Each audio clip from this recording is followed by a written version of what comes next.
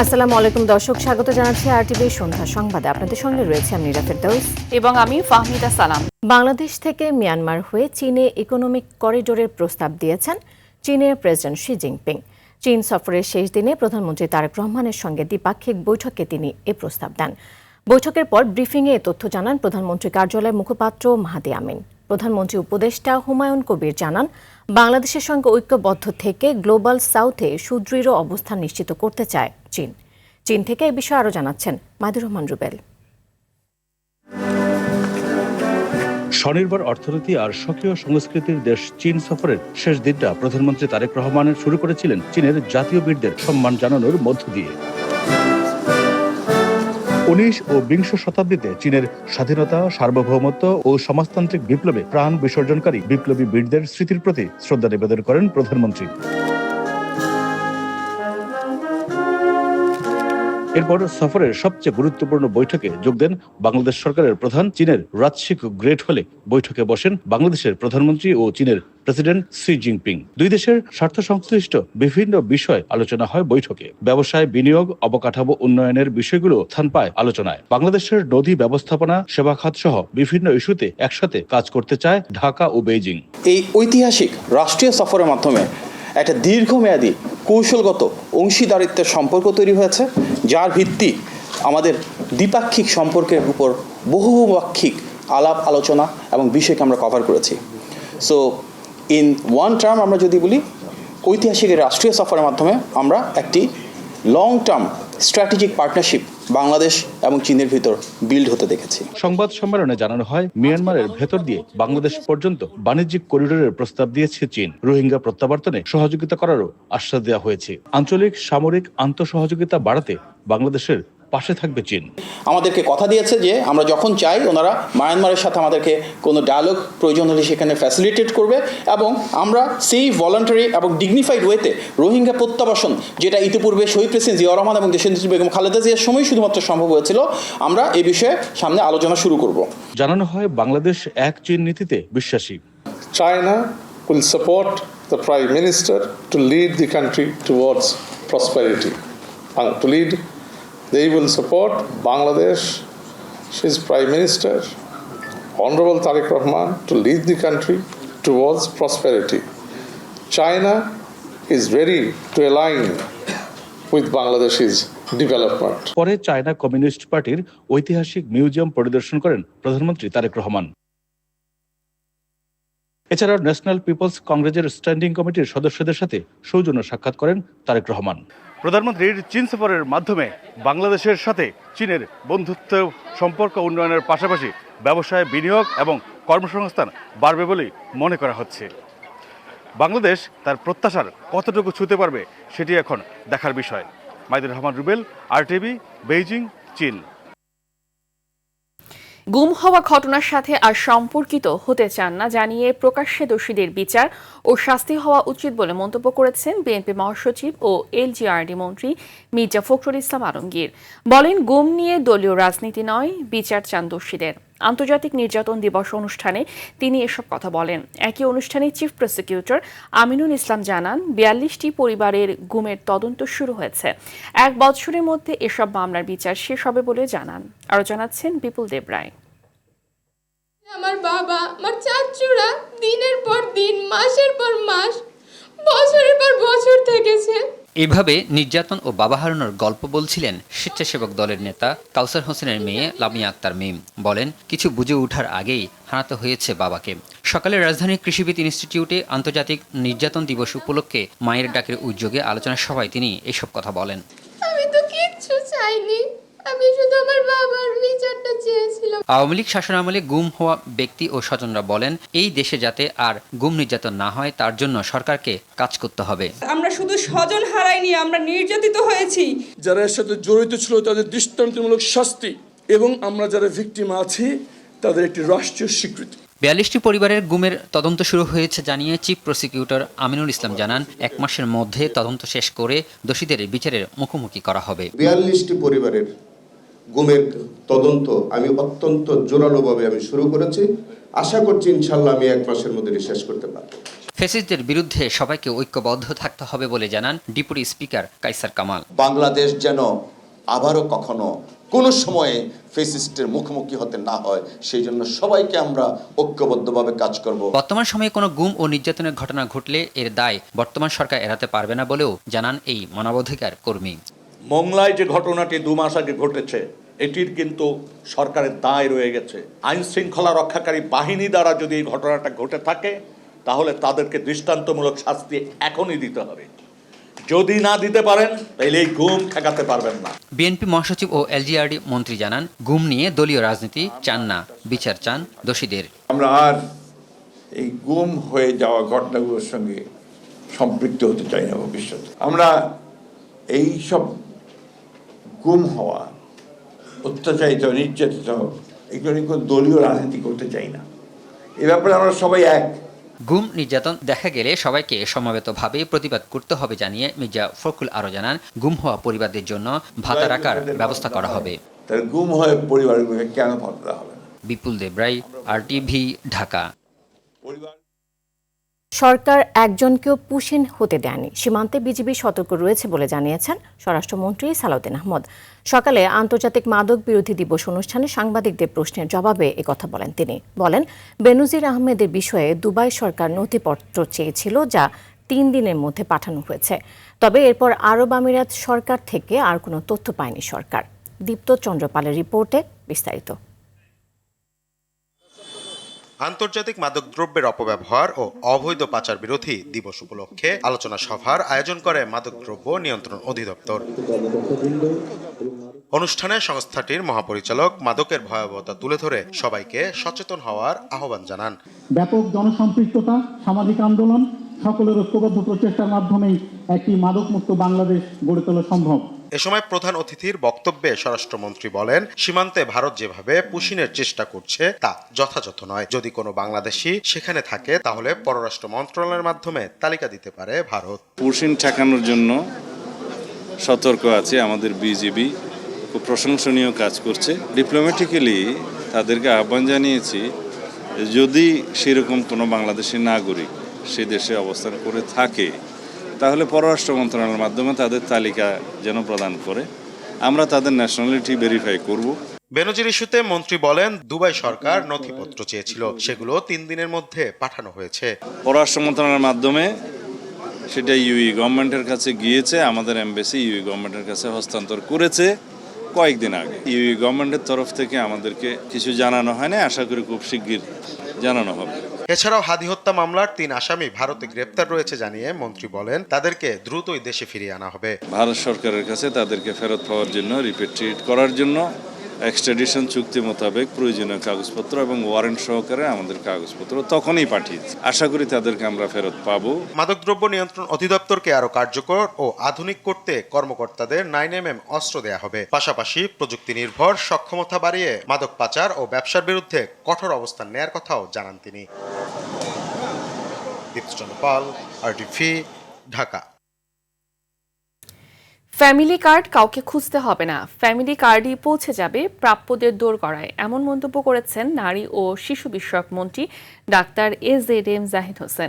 সকালে দিনাজপুর শহরের বাংলা স্কুল প্রাঙ্গণে মা ও শিশু সহায়তা কর্মসূচির নিবন্ধন ক্যাম্পের উদ্বোধনী অনুষ্ঠানে এসব কথা বলেন। তিনি বলেন, অর্থের অভাবে কেউ যেন শিক্ষা থেকে বঞ্চিত না হয়, চিকিৎসা সেবা থেকে বঞ্চিত না হয়, সেই বাস্তবতা নিশ্চিত করতে বর্তমান সরকার সামাজিক নিরাপত্তা কর্মসূচিকে আরও কার্যকর ও প্রযুক্তি নির্ভর করে তুলেছে।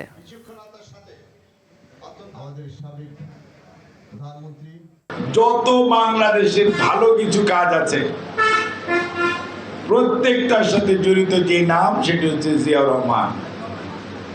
এই যে এখানকার মেডিকেল কলেজ জিয়াউর রহমান সাহেব চিন্তা করেছিলেন, অনেকে পরে পাথর তুলে ফেলে দিয়েছে, কিন্তু দেশনেত্রী বেগম খালেদা জিয়া আবার সেই পাথর এখানে দিয়েছে, এখন মেডিকেল কলেজ আছে।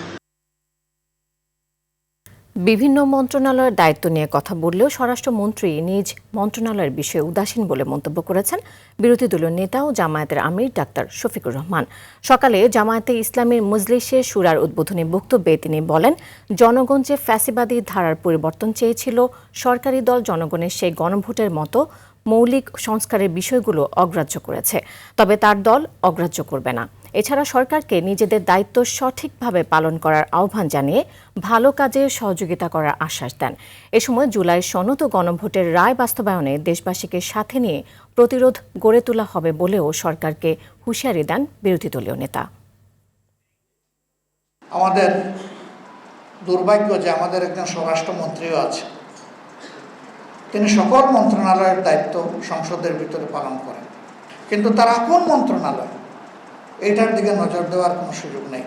এবং জনগণের দেওয়ার আয়কে সরকারি দল অগ্রাহ্য করলেও আমরা অগ্রাহ্য করব না। সরকার ভালো উদ্যোগ নিয়ে সহযোগিতা করব, গণবিরোধী যাই সরকার গ্রহণ করবে তার প্রতিবাদ করব এবং আমাদের সামর্থ্য থাকলে আমরা প্রতিরোধ করব ইনশাআল্লাহ। 2/3 ভোট নিয়ে ক্ষমতায় আসা সরকারকে আন্দোলনের নামে ভয়ভীতি দেখিয়ে লাভ নেই বলে মন্তব্য করেছেন শিক্ষামন্ত্রী ডক্টর আনম এহসানুল হক মিলন। বৃহস্পতিবার বিকেলে দিনাজপুর শিল্পকলা একাডেমি মিলনায়তনে এসব কথা বলেন তিনি। প্রশ্নপত্র ফাঁসে কেউ জড়িত থাকলে দৃষ্টান্তমূলক ব্যবস্থা নেওয়া হবে বলে হুঁশিয়ারি দেন তিনি। একই সাথে প্রশ্নপত্র ফাঁস নিয়ে কোনো ব্যক্তি বা গণমাধ্যম মিথ্যে তথ্য প্রচার করলে তার বিরুদ্ধেও তাৎক্ষণিক আইনানুগ ব্যবস্থা নেওয়া হবে বলেও হুঁশিয়ারি দেন।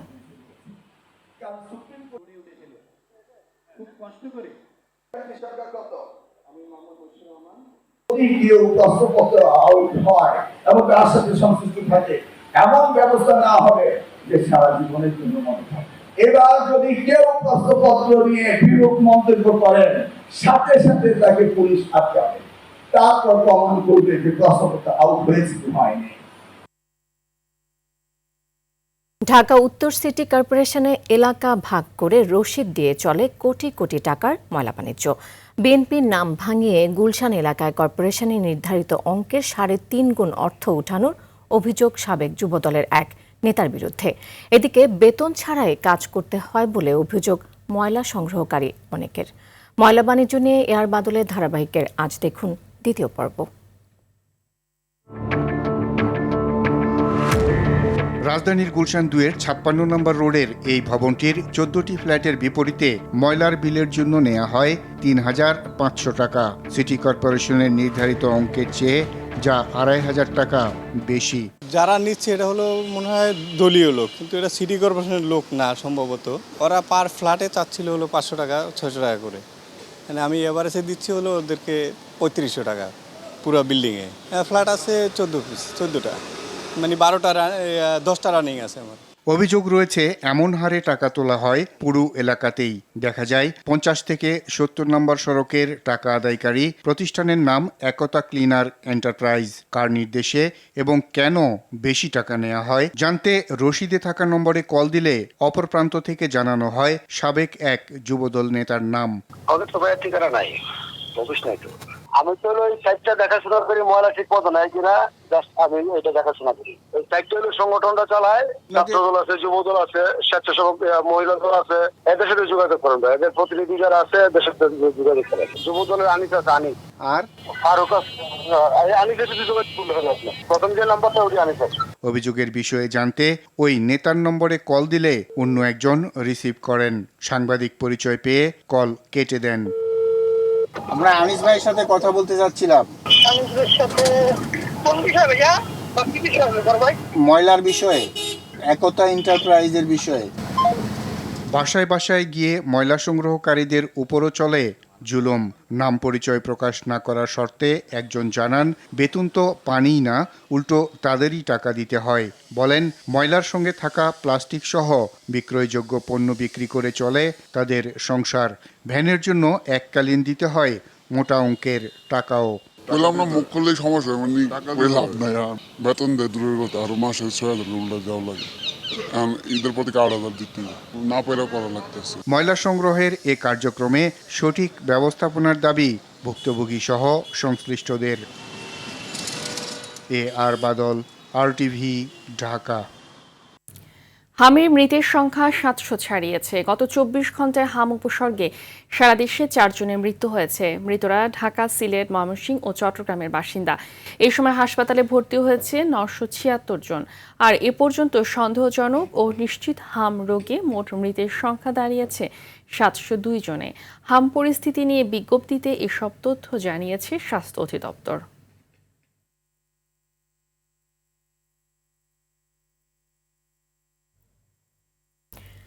আজ 10 মুহররম, পবিত্র আশুরা।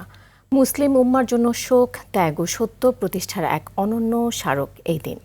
হযরত ইমাম হোসেন রাদিয়াল্লাহু তাআলা আনহুর প্রতি শোক জানাতে বিশ্বের অন্যান্য দেশের মতো বাংলাদেশেও পালিত হয়েছে পবিত্র এই দিনটি। রাজধানী পুরান ঢাকায় অনুষ্ঠিত হয়েছে তাজিয়া মিছিল।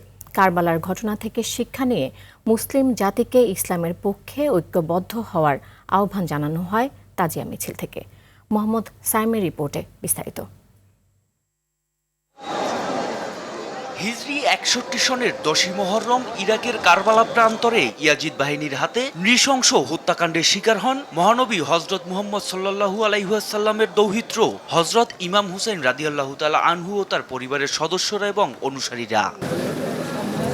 এই দিনটি উপলক্ষে 1642 সাল থেকে মুঘল সুবেদার শাহ সুজা নির্মিত পুরান ঢাকার হুসাইনি দালান থেকে প্রতি বছরের মতো এবারও বের হয়েছে তাজিয়া মিছিল বা শোক র্যালি। মিছিলে হযরত ইমাম হুসাইন রাদিয়াল্লাহু তাআলা আনহুর মাজারের অবয়বে তৈরি বিভিন্ন স্থাপনার প্রতি শ্রদ্ধা নিবেদন করেন শিয়া সম্প্রদায়ের অনুসারীরা। সারা মুসলিম উম্মাহ যারা আছেন তারা একত্রিত হন। এটা আমার মেয়ে মানতি আছে, তো তার জন্য এটা পালন করতেছি মুহররমে। মাওলা হোসেনের ভক্ত আমরা, ইমাম হোসেনের ভক্ত, তার জন্য আমরা ভক্তরা আমরা আসি। মিছিলে সর্বস্তরের মানুষের অংশগ্রহণে মুগ্ধ হয়েছেন বিদেশি পর্যটকরাও। For me the most important message is how you can all come together and create such beautiful spectacles as what you have today. So congratulations to all the community here. বিগত বছরগুলোতে রাজধানী জুড়ে মিছিল হলেও এবার পুরান ঢাকা থেকে ধানমন্ডির জিগাতলায় শেষ হয় তাজিয়া মিছিল। এই মিছিলটাই আমরা এই জন্য বের করি যে মানুষ জাগ্রত হোক, কারবালার দিকে দৃষ্টি ফেরাক, যেন কারবালা কি ঘটেছিল কারবালা থেকে শিক্ষা নেক, কারবালা তোমার বারবার না আসে। মুসলিমদের অনৈক্যের কারণেই ইমাম হুসাইন রাদিয়াল্লাহু তাআলা আনহু ও তার পরিবারের সদস্যরা এবং অনুসারীরা ইয়াজিদ বাহিনীর হাতে নৃশংস হত্যাকাণ্ডের শিকার হন বলে দাবি তাজিয়া মিছিলের আহ্বায়কের। কারবালা থেকে শিক্ষা নিয়ে মুসলিম জাতিকে ঐক্যবদ্ধ হওয়ার আহ্বান জানানো হয় ঢাকার এই তাজিয়া মিছিল থেকে। মোহাম্মদ সায়েম, RTV, ঢাকা। সপ্তাহ জুড়ে নিত্য প্রয়োজনীয় পণ্যের বাজার মোটামুটি স্থিতিশীল থাকলেও কাঁচা সবজির দাম বেড়েছে কেজি প্রতি 5 থেকে 10 টাকা। সকালে কাউরান বাজার ঘুরে এমন চিত্রই দেখা গেছে। মুরগি, ডিম ও অধিকাংশ মাছের দাম গত সপ্তাহের মতোই রয়েছে। ব্যবসায়ীরা বলছেন বাজারে পণ্যের সরবরাহ স্বাভাবিক থাকায় দাম নিয়ন্ত্রণে রয়েছে। অন্যদিকে ক্রেতাদের অভিযোগ কয়েকটি পণ্যের দাম এখনও সাধারণ মানুষের নাগালের তুলনায় বেশি। সবজিগুলোর দাম বাড়তে আছে, যেমন ধরেন ভেন্ডি, করলা, এগুলোর দাম বাড়তি। আগের দিনের চিন্তা করলে তো হবে না। আগে তো 500 টাকার বাজার করলে দেখা যাইতে যে একটা ব্যাগ নিয়ে যাওয়া লাগছে, আর এখন 500-1000 টাকার বাজার দেখা যায় পলিথিনের মধ্যে নিয়ে যাওয়া যায়। গত সপ্তাহের তুলনায় এই সপ্তাহ কেজি প্রতি 5 থেকে 7 টাকা 10 টাকা এমন বাড়তি হয়েছে। পল্লবীতে শিশু রামিসা ধর্ষণ ও হত্যা মামলায় মাত্র 4 কার্যদিবসে রায় ঘোষণা করলেও দণ্ডিত আসামিদের সাজা কতদিনে কার্যকর হবে সেই প্রশ্ন সবার মুখে। শুধু রামিসা নয়, আসিয়া, নুসরাত ধর্ষণ হত্যা মামলার মতো শত শত মামলার সাজা সময় মতো কার্যকর হয় না রাষ্ট্রের অবহেলায়। সমাজে তৈরি হয় না দৃষ্টান্ত। বিশেষজ্ঞরা বলছেন শুধু আইনি কাঠামো ঠিক করলেই হবে না, এজন্য বিচারক সহ প্রয়োজনীয় জনবল নিয়োগ ও অর্থ বরাদ্দ দিতে হবে। বিস্তারিত জিএম মাহমুদের রিপোর্টে।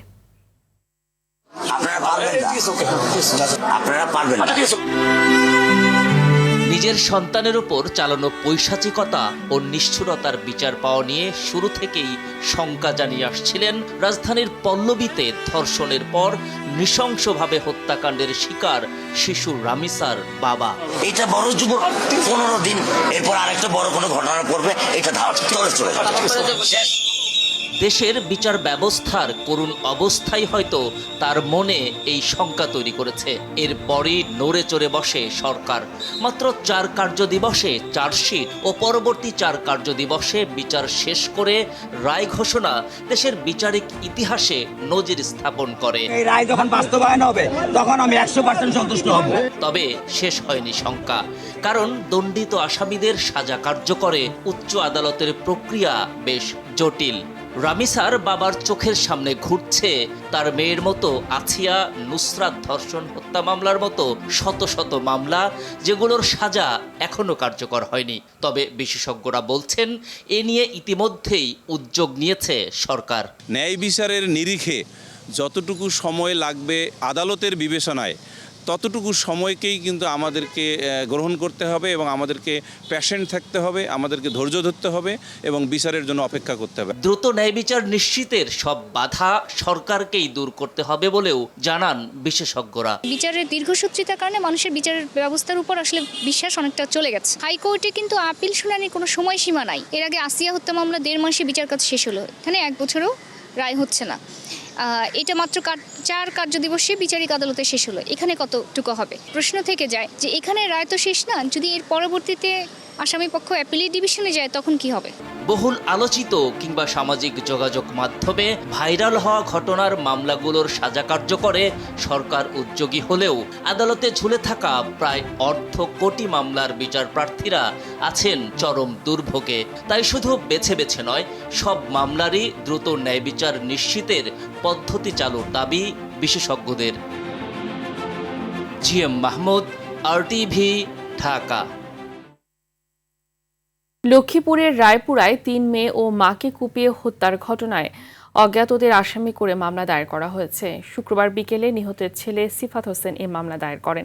বৃহস্পতিবার সকালে রায়পুরার একটি ভাড়া বাসায় 5তলা ভবনের নিচতলায় বাসায় ঢুকে শাহিনুর বেগম ও তার 3 মেয়েকে কুপিয়ে হত্যা করা হয়।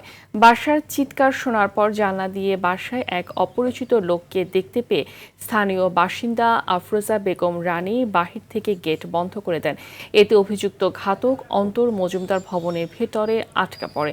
এক পর্যায়ে অভিযুক্ত ঘাতক বাসার ছাদে উঠে পালানোর চেষ্টা করলে স্থানীয়দের গণপিটুনিতে নিহত হয়।